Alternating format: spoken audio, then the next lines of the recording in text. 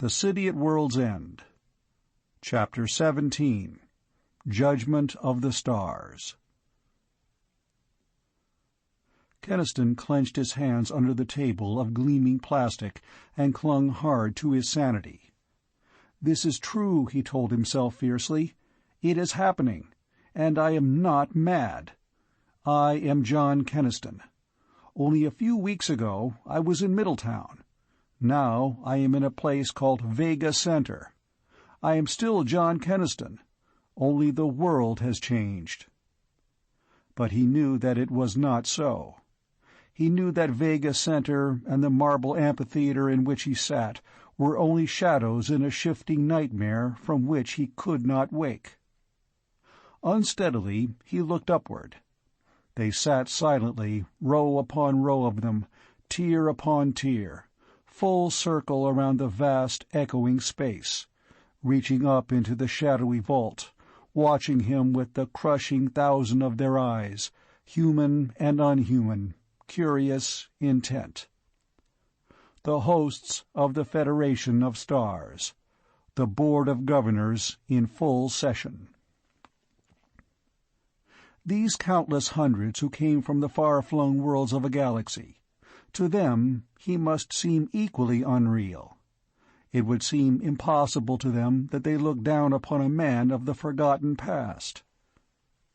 Varn Allen's quiet, earnest voice broke in upon his reeling thoughts. She was finishing her report on Middletown. This is a complex situation.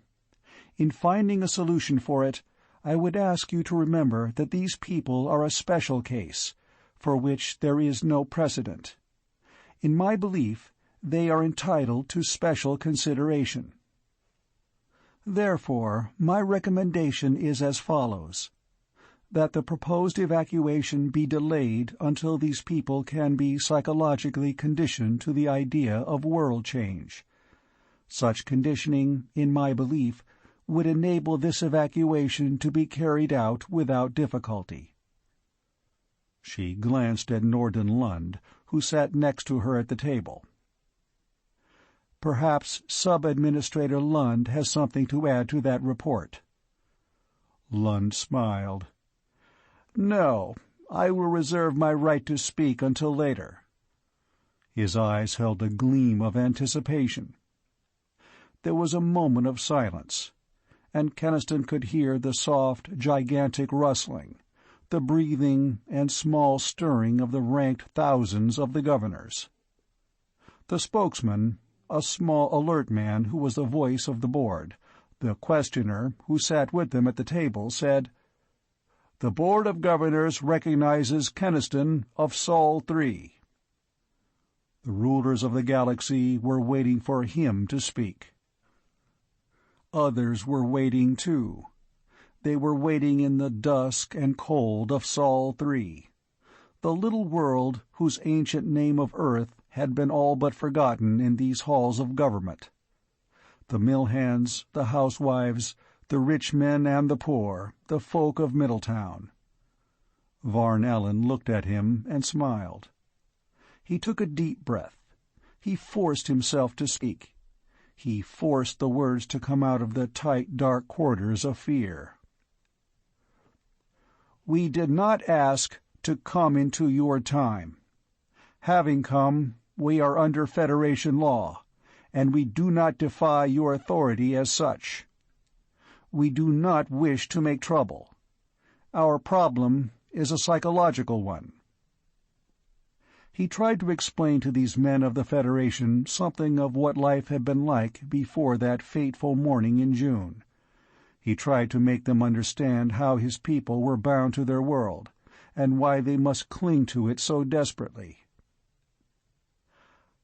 I understand the technological problems of supporting life on a world such as ours, but we have known privation and suffering before.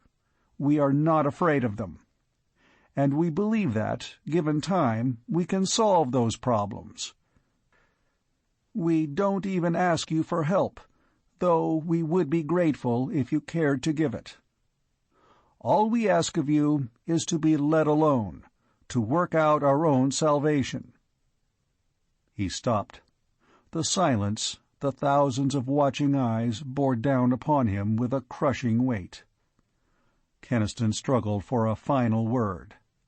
There was so much he had not said, so much that could never be put into words. How do you phrase the history of the race of men, the pride and sorrow of their beginning? He said, "Earth is the mother that bore you. You should not let her die." It was done.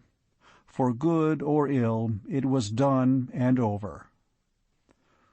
John Arnall leaned from where he sat beside him at the table. "Magnificent," he whispered, and again, "Magnificent." The spokesman asked, "Is it through the application of John Arnall's theories that you hope to bring back life to Sol 3? Before Keniston could answer, Arnall himself cried out, "On that point, I ask leave to speak." The spokesman nodded. Arnall rose. The fierce energy that drove him could not be contained for long in any chair. He seemed to face the entire Board of Governors at once, turning his dark, challenging gaze upon them. "You have denied me another chance to test my process, in spite of the fact that no reputable scientist can challenge my equations. You have denied me that chance because of political considerations which are known to everyone here. The same considerations which deliberately made my first test fail, by choosing for it a world too small for the energy blast released in its core. But Earth is not such a world. The experiment will succeed there. I demand that you let it be done. Remember, this process will solve not only the immediate problem before you, but also the whole future problem of dying worlds. You think that evacuation, transfer of populations is a better solution, but you can't go on moving populations forever." He paused. Then his voice rang out sternly, "Neither can you, for a preconceived political philosophy, forever hold back scientific progress. I say that you have no right to deny to the peoples of the Federation the incalculable good that this process can do them, and therefore I ask permission to prove my process, using the planet Sol 3 as the subject." He sat down. There was much whispering in the ranks of the governors, a nodding together of heads. Keniston stared hungrily at their faces. Impossible to tell. "I think," John Arnall whispered, "we may have done it." The spokesman lifted his gavel, about to signal the beginning of the vote. Norden Lund said, "I now claim my right to speak." It was granted, and Keniston felt his heart stop beating. Lund's voice rang through the amphitheater. "There is one fact concerning these so-called Middletowners that has not been mentioned, one that my superior did not even discover. A fact which was learned from records in their own old town, deciphered by the linguistic and historical expert of our party." Keniston grew tense. So it was coming now, whatever it was that Lund had found out through Piers Eglin. "You have been told that these Middletowners are a kindly, harmless folk. You are asked to be sorry for them, to give them special indulgences, to overlook their little violences. And why? Because they are pathetic creatures, innocent victims of a freak of chance that threw them forward along their world line." Lund's face hardened. His voice thundered wrathfully. "It was no freak of chance that brought them into our time. It was an act of war." He paused, to let them understand that. Keniston saw Varn Allen's face. She was looking at Lund in amazement. Lund went on, "Let Keniston deny this if he can. It was the explosion of a hostile atomic bomb that ruptured the continuum and hurled this city through. These people are the children of war, born and bred in an age of wars. Consider the mob violence, the threats made against Federation officials, the refusal to accept peaceful authority. Consider that at this moment those kindly folk of Middletown are prepared for war, their trenches dug, their guns in place, ready to fire on the first Federation ship that lands." Lund's voice dropped to a lower, tenser pitch. "I warn you that these people are rotten with the plague of war. For centuries, we of the Federation struggled to find release from war, and we found it. The galaxy has been clean of that hideous disease. Now it has appeared again among us. And we, the upholders of Federation law, are wavering before a show of force." Keniston was on his feet. John Arnold clung to him, holding him back. Varn Allen leaned over the table, telling him in a desperate undertone, "Don't, Keniston. Keep your temper." The spokesman asked of Lund, "What is your recommendation to the Board of Governors?" Lund cried, "Show these people that they cannot flout peaceful authority with a threat of war. Remove them, as quickly as possible, to some isolated world on the frontiers of the galaxy, a world so remote that they cannot infect the main thought currents of the Federation with their brute psychology." Keniston broke away from Arnold's grasp. He strode up to Lund and took him by the front of his jacket and bent over him, a face so white with anger that Lund quailed before it. "Who are you," snarled Keniston, "to sit in judgment upon us?" The words choked in his throat. He thrust Lund from him, flung him away so that he went sprawling to his knees, and turned to face the governors. "Yes, we fought our wars. We fought because we had to, so that thought and progress and freedom could live in our world. You owe us for that. You owe us for the men that died, so that there could one day be a Federation of Stars.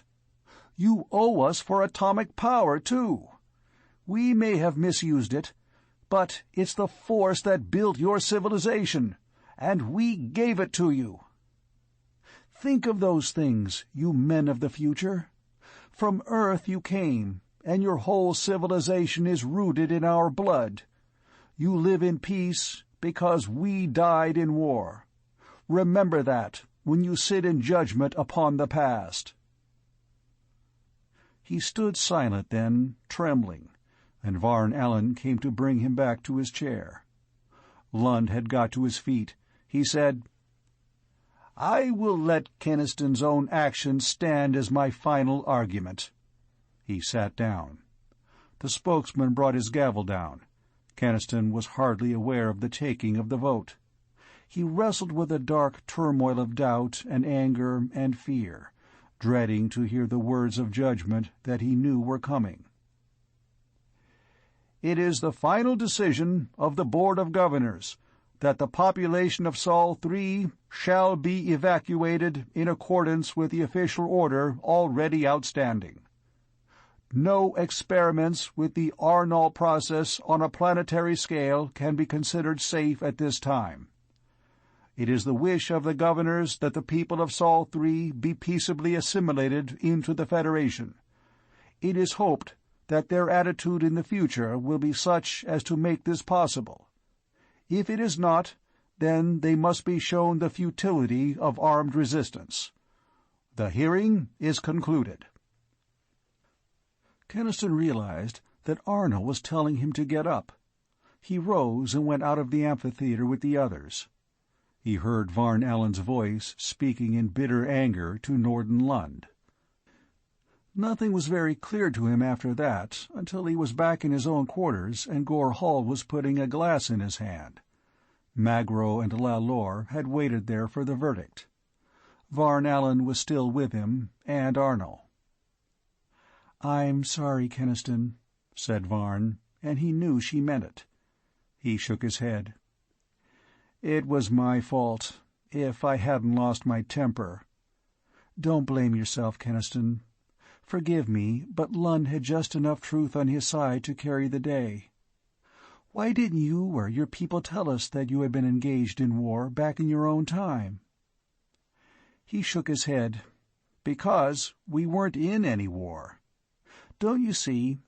The bomb that hurled us out of our own time came in peacetime. Whatever followed we never knew about, because we weren't there." She paced the room, frowning, and then said, "I'm going to try to get this evacuation order lengthened out as long as possible. It may soften the blow a little for your people. I used to have some influence with the coordinators. Now I don't know. Lund has undermined me pretty badly." It dawned on Keniston then that this day had been a defeat for her too, and an unjust one. He had been too wrapped up in his own despair to think about it. It was his turn to say, "I'm sorry." She smiled a little and turned to go, pausing to lay her hand briefly on Keniston's shoulder. "Don't take this too hard," she said. "Nobody could have done a better job than you did." She went out. They looked at each other with faces sick, angry, sullen. The two men and the three humanoids. "Well," said Gorhal, "it was a damned good try. I vote we have a drink." Magro said, "It'll be bitter news for our people, Gor. They were beginning to hope." The Capellan rumbled, "I know that. Shut up." He took a glass to John Arnold, who was sitting staring at the wall. "Cheer up," he said. "Your process is bound to win out some day." Arnold said, "Maybe, but that's not doing your people any good. All the humanoid peoples who backed and financed my work and put their hopes in it. I've let you down." "The hell you have," said Gor. Keniston was thinking sickly of the people back there on Earth, waiting anxiously for his return. He was thinking of Carol, and he said slowly, "I can't go back. I can't face them and tell them I failed." "They'll get over it," said Gorhal, in a heavy attempt to be reassuring. "After all, going to a strange world isn't half as much of a shock as being hurled forward in time. They stood that." "It happened before they knew it," said Keniston. "That makes a difference. And they were still in a place they knew. No, they won't get used to it. They'll fight it to the bitter end." He spread his hands in a gesture of futile anger. "That's what I can't make anybody, even you, understand. They belong on Earth. It's like an extension of themselves. They will risk any danger, dare and threat to hold on to it." His gaze fell then on John Arnold's bitter face, abstracted and brooding on his own disappointment. Keniston's pulse gave a sudden leap. He said softly, "Any danger, any threat. Yes, by heaven." He was suddenly shaken by a terrible, desperate hope. He got up and went across the room to John Arnold. "You said that you had a small star cruiser and a technical crew of your own?" Keniston said. Arnold nodded. "Yes, over at my workshop in the mountains." He added bitterly, "I sent them word last night to get the cruiser ready to go to Earth. I was so sure that our chance had come." Keniston asked him softly, "Tell me, Arnold, do you really believe in your own process?" Arnold got to his feet. His eyes were suddenly hot, and he looked as if he would hit the Earthman. Keniston demanded, "Do you believe in it enough to defy an order of the board?" Arnold stiffened. After a moment he said, "Explain that, Keniston." Keniston explained. Fairly shaking with the intensity of his idea, he talked, and gradually Arnold's eyes took on a febrile glitter. He muttered, "It could be done quickly there on Earth. The ancient heat shafts would eliminate the necessity of deep boring." But then he shook his head in a kind of dread. "No, it would mean dismissal from the College of Scientists, exile for the rest of my life. I can't do it, Keniston." "You've worked and hoped for many years," Keniston reminded him cruelly. "Some day you'll give up hoping, and your process will be forgotten and lost." He stood back. "I won't say any more, except that here is your chance, if you wish to take it. Your chance to try your planet rejuvenation process on Earth." He waited then, silent. Gore Hall and the others watched. The Capellan's eyes were very bright. Arnold put his head in his hands and groaned. I can't. And yet they'll never grant permission, that I know. A whole life's work wasted." Keniston watched him suffer, caught between desire and fear. And at last Arnold struggled to a decision. He said, hesitantly, "We would have to leave it to your people to decide, Keniston. They must agree to accept the risk." "I know them, and I know they'll agree," Keniston exclaimed. "And if they do—" Beads of sweat stood on Arnold's forehead. "If they're willing, I'll do it," he said huskily. A great excitement coursed through Keniston. One chance, one last chance after all. He looked at Gore Hall and Magro and Lalor.